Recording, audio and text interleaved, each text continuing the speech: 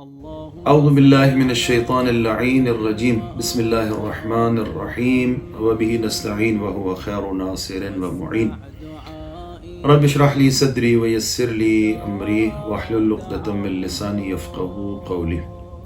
مومنین اکرام السلام علیکم ورحمۃ اللہ وبرکاتہ۔ ماہ شعبان کے آخری ایام ہیں اور کچھ ہی دنوں کے بعد ماہ مبارک رمضان کی شروعات ہیں۔ آج آپ کے اور اپنے آقا و مولا حضرت امام علی ابن موسیٰ الرضا علیہ السلام سے منقول ایک روایت اور حدیث کے جو ماہ شعبان کے آخری ایام کے بارے میں آپ نے ارشاد فرمائی، اور بطور خاص اس میں ماہ شعبان کے آخری جمعے کا تذکرہ فرمایا۔ یہ آپ کی خدمت میں عرض کرتا ہوں اور اللہ سے دعا کرتا ہوں کہ ہمیں ماہ شعبان اور ماہ رمضان کی فضیلتیں اور سعادتیں سمیٹنے کی توفیق عطا فرمائے۔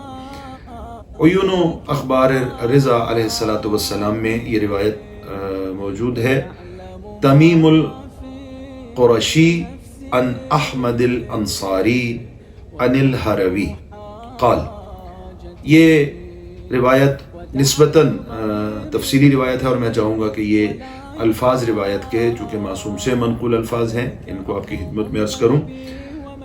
یہ راوی فرماتے ہیں کہ قال دخلت علی الرضا علیہ السلام فی آخر جمعۃ من شعبان، ماہ شعبان کا جو آخری جمعہ تھا اس دن کو میں جمعہ کے دن کو میں آقا علی ابن موسیٰ الرضا کی خدمت میں حاضر ہوا۔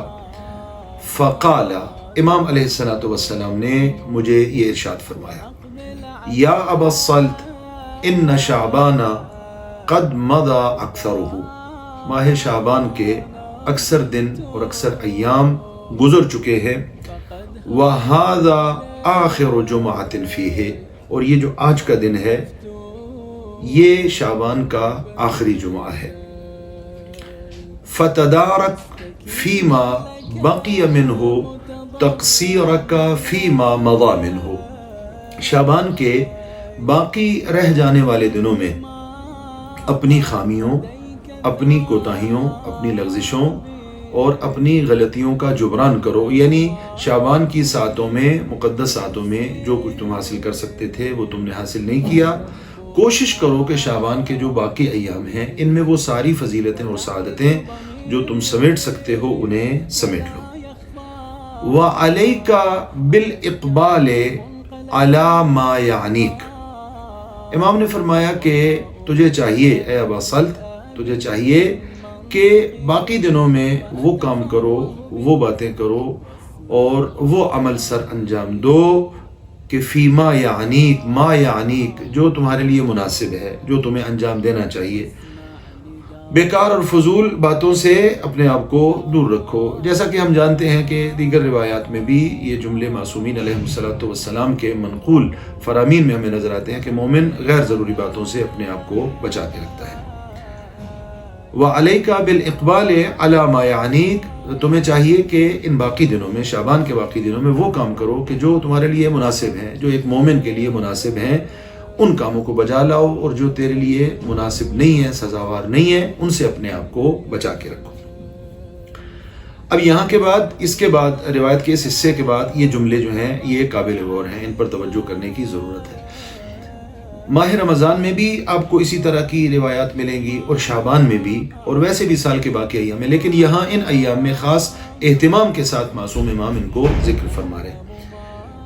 فرماتے ہیں وَأَكْثِرْ مِنَ الدُّعَاءِ وَالْإِسْتِغْفَارِ، اکثر من الدعاء والاستغفار، کثرت سے ان باقی ایام میں، جو شعبان کے باقی ایام ہیں، ان میں کثرت سے اللہ کی بارگاہ میں دعا کرو، اللہ سے دعائیں مانگو، والاستغفار، اور اللہ سے طلب مغفرت کرو، اپنی غلطیوں، خامیوں، کوتاہیوں کے بارے میں استغفار یہ کثرت سے کرو۔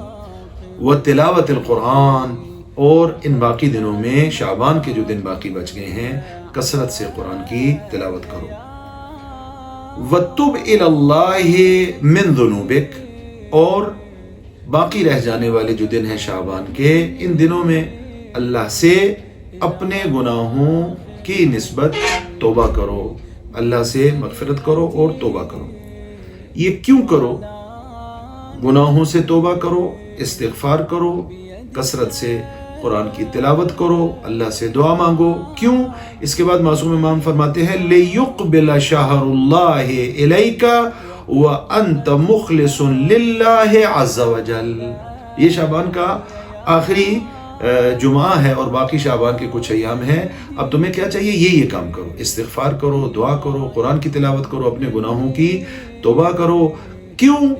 تاکہ تو رمضان کی طرف بڑھ جائے، اور رمضان تیری طرف آ رہا ہے، لِيُقْبِلَ، تاکہ تیری طرف آ جائے، شہر اللہ الیک، تمہاری طرف، وَأَنْتَ مُخْلِصٌ لِلَّهِ عَزَّ وَجَلَّ، اس حالت میں کہ تو اللہ کا خالص اور مخلص بندہ بن چکا ہے۔ ان اعمال کے نتیجے میں تو اللہ کا خالص اور مخلص بندہ بن گیا ہے۔ وَلَا تَدْعَنَّ أَمَانَةً فِي عُنُقِكَ إِلَّا أَدَّيْتَهَا، کوئی ایسی امانت نہ ہو جو تو نے واپس پلٹانی تھی، جو تیرے ذمے تھی کہ تو نے یہ کام کرنا ہے، خدا کی امانت ہے، بندوں کی امانت ہے، کوئی ایسی امانت نہ ہو کہ اس شعبان کے ان باقی دنوں میں تو اسے ادا نہ کر دے۔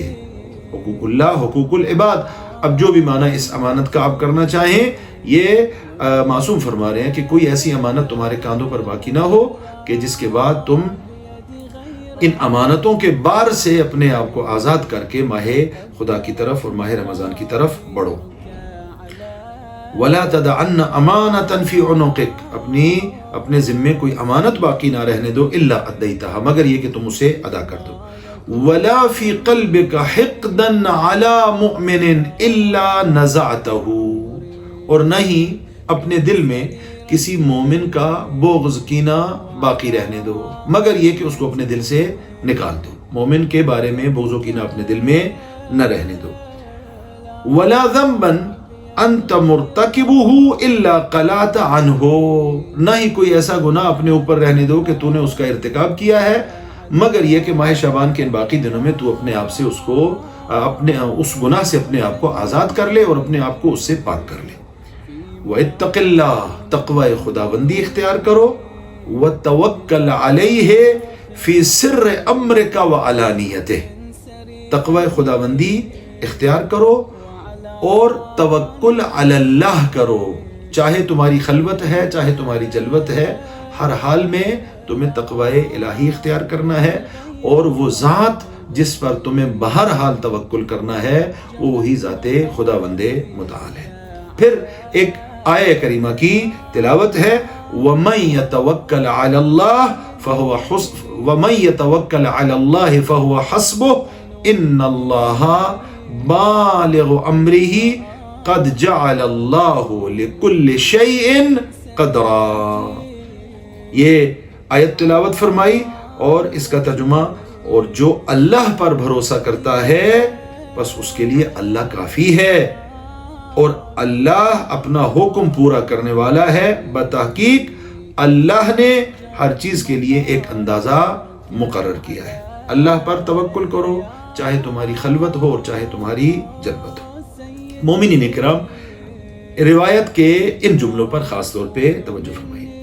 وَأَكْثِرْ مِنْ أَن تَقُولْ فِي مَا بَقِيَ مِنْ هَذَا الشَّهْرِ، اے ابا الصلت، شعبان کے جو باقی دن بچ گئے ہیں ان میں ان کلمات کو اپنا ورد زبان بنا لو۔ شعبان کے باقی رہ جانے والے دنوں میں تمہاری زبان پر جو کلمات جاری ہونے چاہیے وہ یہ ہیں، کیا؟ اللہم ان لم تکن غفرت لنا فیما مضى من شعبان فاغفر لنا فیما بقی منہ۔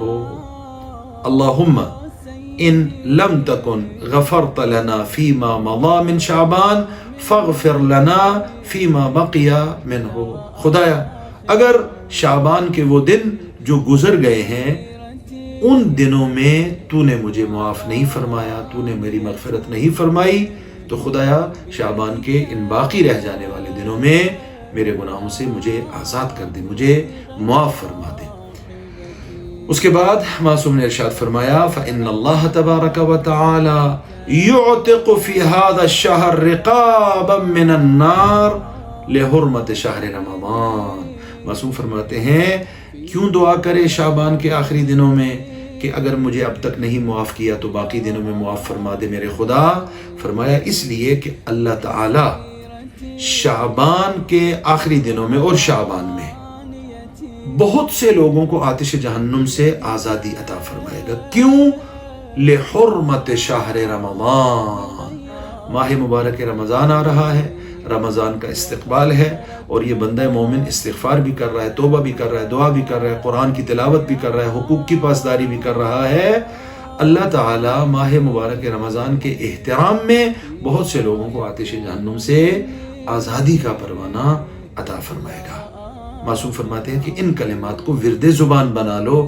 اپنے شعبان کے اس مہینے کے آخری دنوں میں ان کلمات کو ورد زبان بنا لو. اللہم ان لم تکن غفرت لنا فیما مضى من شعبان فاغفر لنا فیما بقی منہ. اللہ تعالیٰ سے دعا ہے کہ ہم سب کو شعبان کے باقی رہ جانے والے دنوں کے فیوزات و برکات کو سمیٹنے کی توفیق عطا فرمائے. والسلام علیکم ورحمۃ اللہ وبرکاتہ.